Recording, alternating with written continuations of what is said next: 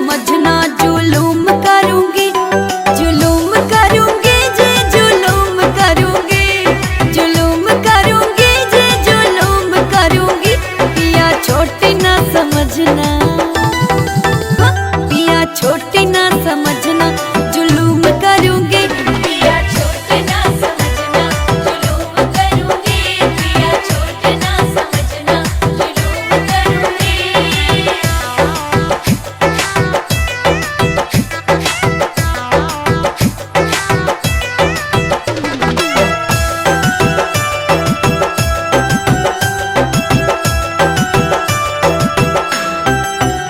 पिया चलो ना बगीचा में साथ चलूंगी,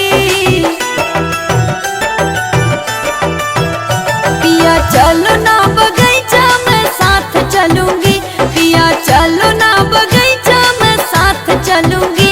तुम डलिया ने माना,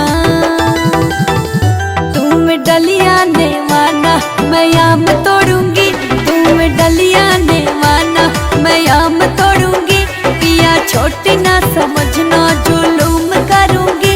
तुम डलिया ने माना, मैं आम तोड़ूंगी।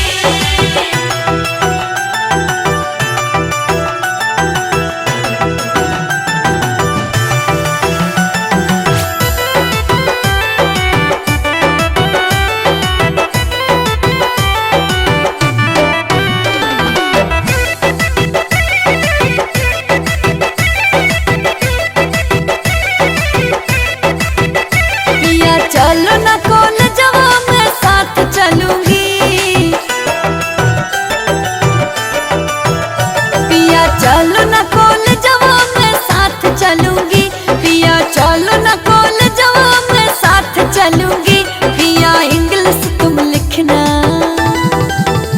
पिया इंग्लिश तुम लिखना, मैं जांच करूंगी।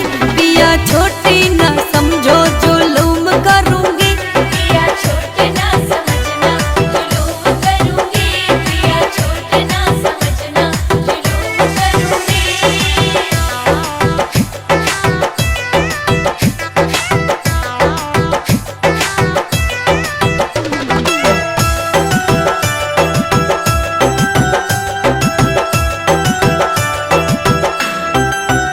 पिया चलो ना लड़ैया में साथ चलूंगी,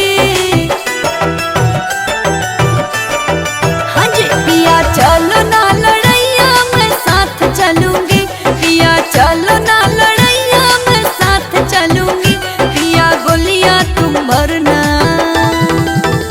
पिया गोलियां तुम भरना, मैं फायर करूंगी।